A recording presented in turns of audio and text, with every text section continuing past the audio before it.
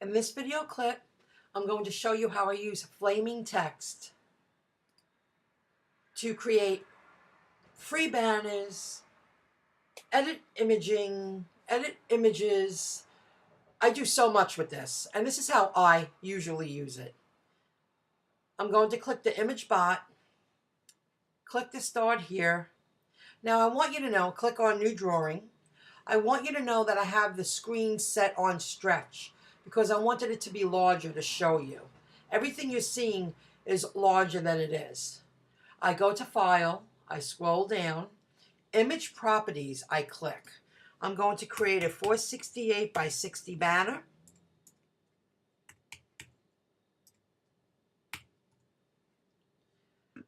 Click Save. Now I know that looks larger than a 468 by 60 banner usually is, but like I said, I have the screen, the browser set on large because I wanted to give a close-up to what I was doing. Okay, there's so much to FlamingText. You can click on stickers, click on kids, and do it that way. Then you click the arrow to go back. Click on smileys, and they give you massive choices. And you could tweak them, edit them. There's so much you can do once you learn how to use the program. It's really awesome. Desktop icons. The list says thousands. It just goes on and on. This is nice.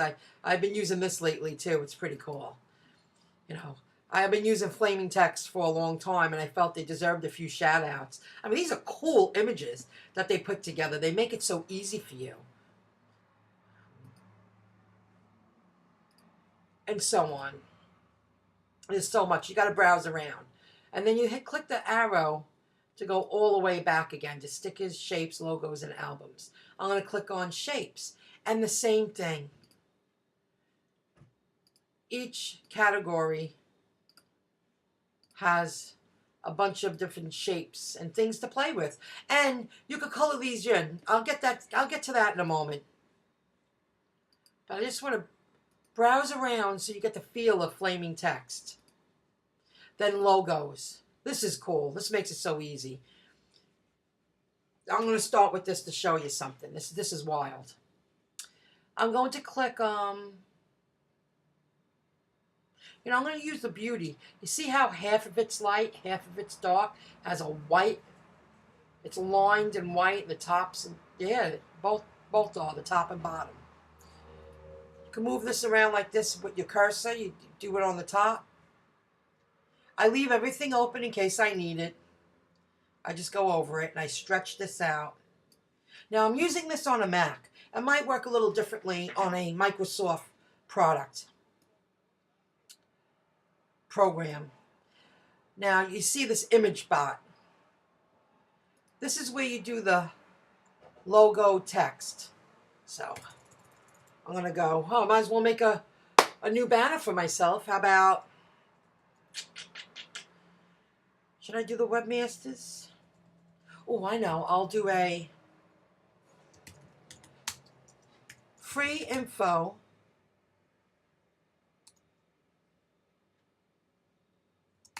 to learn to earn online. That's not going to fit all in there. Getting ahead of myself.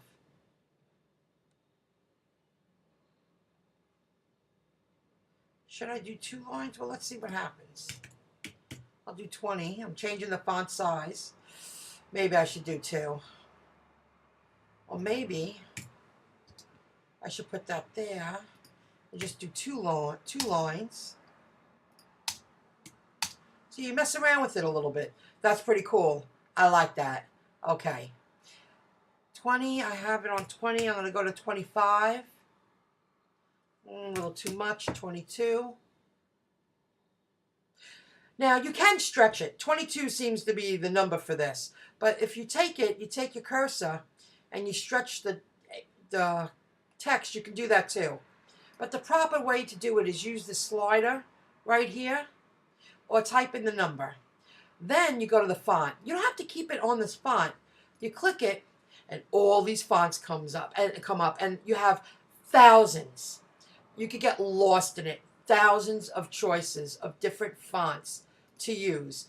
It's, oh my God, I don't think I've gone through all of them, and I've been using it a long time. I hate Comic Sans. That's funny. Let me try to see. You scroll down, it goes on and on and on. It just goes on forever. How about, I want something easy to read, but a little different than the ordinary.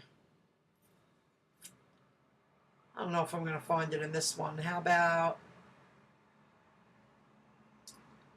try J. That's pretty cool for Halloween. There's so much you can do. Scroll through the fonts, because if you can really get creative with this. I guess it's going to be a little ordinary. I'd be sitting here forever. It's so easy to waste time choosing a font. That's pretty cool. I like that. But now I'm going to go back to 20. And I'm just going to squeeze it in just a little bit. I like that. Okay, but I'm not crazy about the color. You could use pattern. See how we changed it? Granite. If you click on the arrow, you get more choices. This is all for free, guys. That's pretty cool. I'm going to stick with that. Well, but if you go to pattern, you have these. I'm pretty confident with this program, so I have to control myself because I just zip through it. You have a lot of choices. Lots of choices. I'm going to stick with a granite, something I don't normally use. And I'm going to, you know what? I'm going to make a dark background. I use a light wording. I like that. Ooh, that's pretty. That's pretty. And you could change the color here too. And granite. See, you could take it even further. Let's see what happens. I like that one too. That stuck out. Let's see. Makes it too light. Yeah, stick with the color. But you have to play with it. There's plenty you can do. Back to patterns. Use a different color. Hey, that's pretty wild. That mixed in with the blue. I like it. Now you see the white around it? You see? It's not going to let me point to it. You double click on it and the box populates back up. You click outside, double click on. This number here, now I'll show you how you use this. You go like that. You see how the outline got so thick? I don't want that. I'm going to stick with 2.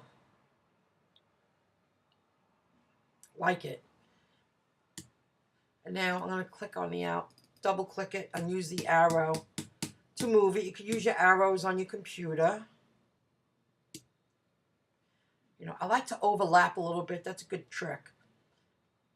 Because then there's no room for error. You don't see any white around it.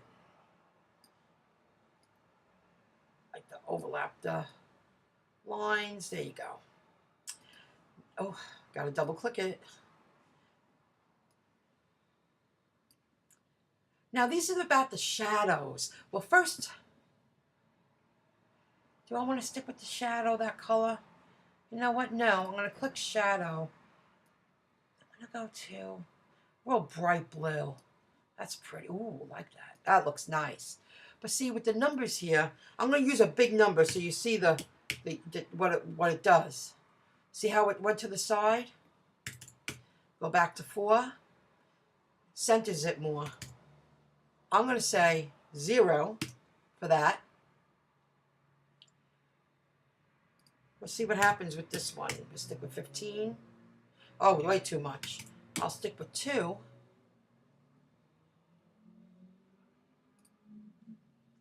Sometimes you got to move it along. I like the 2. I like the little highlight of light blue. And the blur.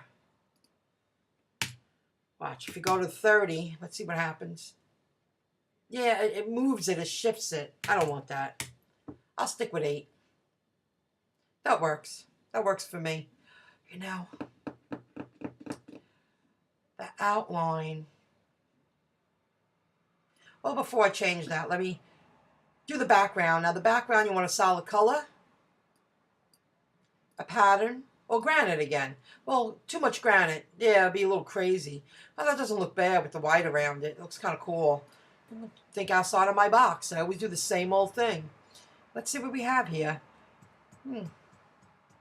That's something. How about that? The shades of blue. Let's see what happens there. That's not bad. But that's not bad. That outline.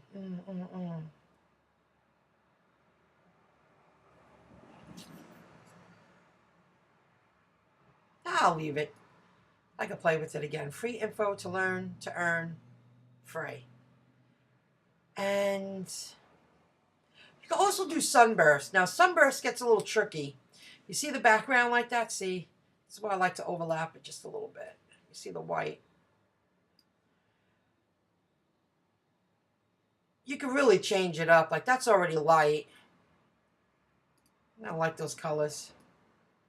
I want a bright yellow.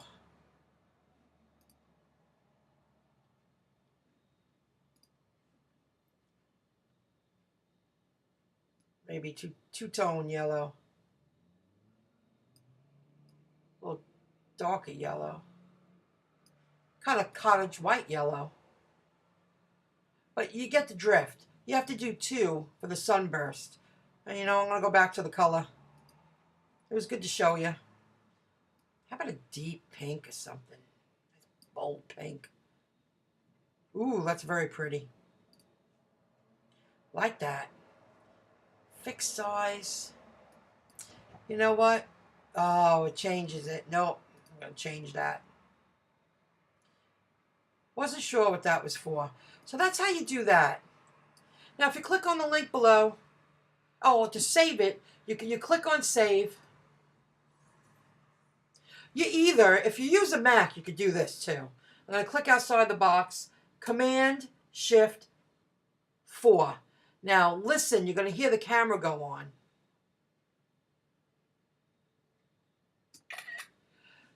You could do that and then save it to your computer.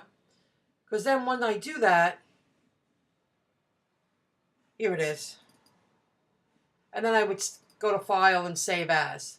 Not going to save this one. I don't love it. I just wanted to show an example. Or you can go to File, Save. And here you name it. Name it. And then you pick what file format you want to save it as. And then you click Save. Then it rotates. And if it doesn't go all the way through, click that Save again. Sometimes it gets jerky. See how it just disappeared? I'm